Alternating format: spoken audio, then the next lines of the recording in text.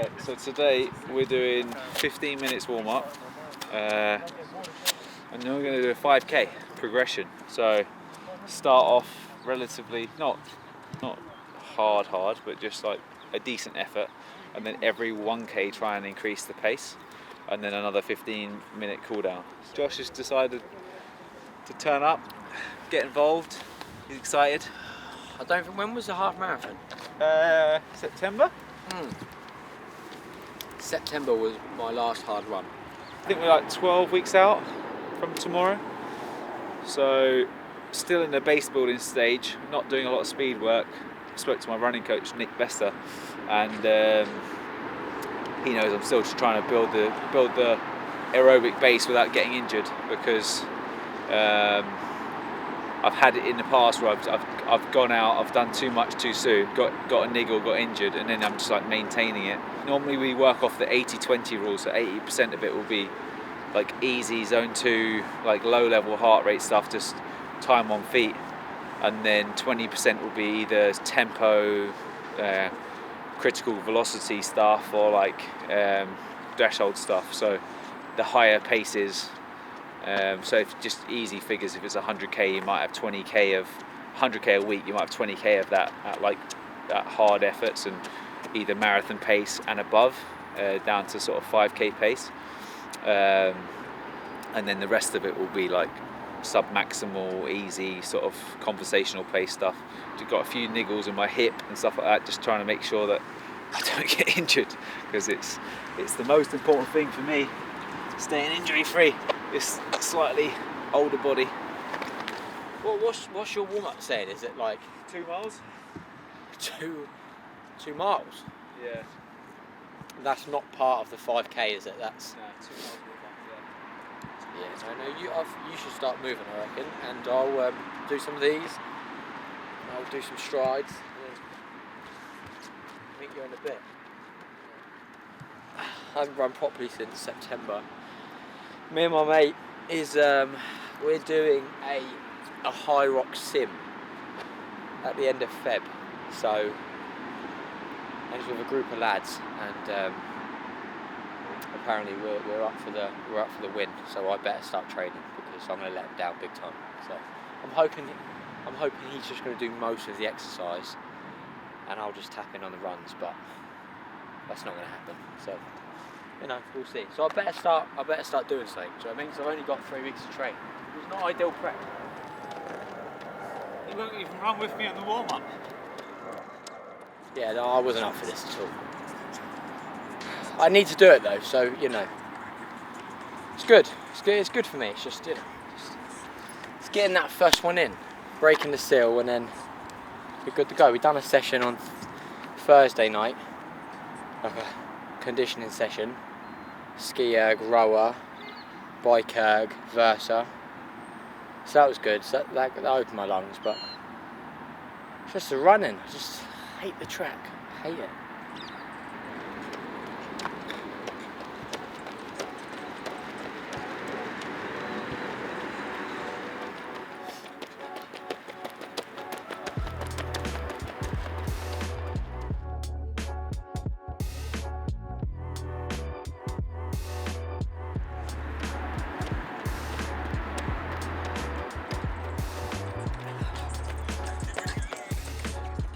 That gap didn't take long, did it?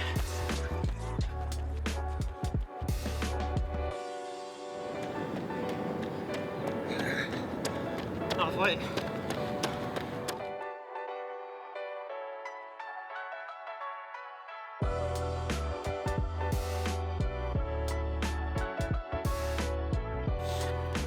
Alright, catch me.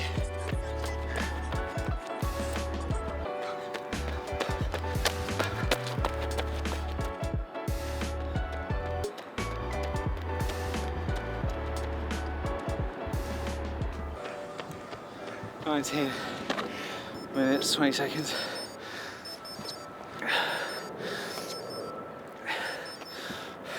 That is goal marathon pace. Yeah, a bit ambitious. I'm going for it anyway. So it was like first lap First mile 6:25, second mile 6:08, third mile 6:03, and then 1.1 probably about six minutes. So just trying to lock in at those paces. That's what I did the last for Seville, and at the start of the block it felt like almost like a 10k effort. I mean, about a minute after finishing that and I'm already starting to recover, but yeah, just building that fitness up. So yeah, see what my heart rate is. Oh, back to 140. I'm puffing, but I'm really recovering quite quickly. I just find it hard to keep at those paces. So well done, mate. I was trying desperately to lap you. I know you were. Phenomenal effort. Sorry. Oh, that was horrific. I'm going to do a couple of laps. You can jump in. That was horrific. Oh. It's just so boring as well on the track, isn't it? 5k's not even that far, but plus when you've got him breathing down your neck as well. Not too much of an ego to let him lap me, even if I'm not fit.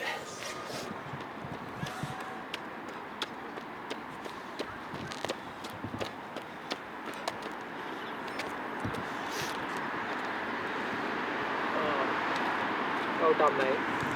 51 minutes, or 50 minutes and 45 seconds. 7.3 miles. That was really good, mate. Well done. Thank you. That was really good. I was really impressed. Yeah? He's a really good athlete. I wish I had his genetics. You know, Probably shouldn't waste it. done like a couple of runs since September and still able to run like a It's 21, I reckon. 21 5k, but just off the bat, it's really good work. That's very good. Thank you. You're in like the top, I'd say 2 percentile of the country with no training. With no alphas either. Do you know what I mean? Yeah. Chuck me a pair of alphas on, I'm flying. I'd probably be an 18. I'd say 16. Yeah, so today we're just wrapping up work with Caroline this afternoon and Carol as well this afternoon. So Carol was boxing on March the 1st in a 6 or an 8 rounder. He's having his first fight with me. Great talent, but has changed gyms and got involved in a different environment, so it's taken time. So I think he's been in the gym about 6 months now, 5 months. Come down from a big weight. He was heavy and lost the love for boxing a little bit. So he's back on track, and you know, he's 24 years of age. He's got a fantastic career ahead of him and a lovely kid as well. So it's been a privilege starting to work with him.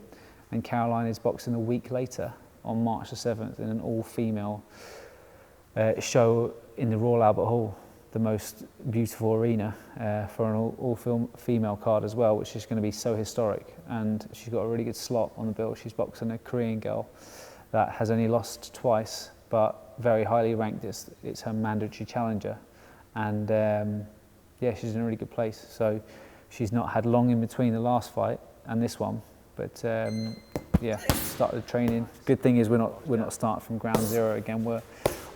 She was already fit. She took about 10 days off and then straight back in. So the sparring is key, and we started sparring last week, and it's just about getting the right kind of quality of sparring that fights at the same tempo and same sort of stature. So tomorrow we've got a day out of the gym somewhere different to another gym called Sablio's gym over in Hertfordshire, and yeah, it's nice. You know, it's good that we've got a small amount of fighters in at the moment. Adam's going to be coming back next week.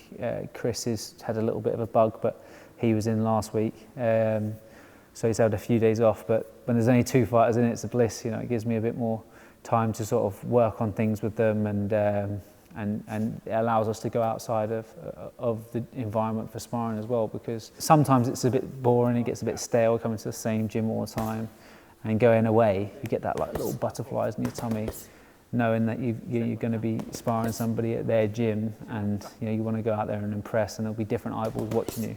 So it's a good thing. It's a good experience for them to do. When you're an amateur, you do it a lot, but as a pro, you sort of get settled into your own environment. And the only out of gym experience normally is when you're when you're on fight night, which is a different environment, different city. But this is a good experience for us tomorrow, and both of them are sparring at this gym, which is a small ring as well, so it's going to be good for them. But yeah, then Chris will be back in, Adam's back in next week as well, and then it'll just be ticking on to the next one.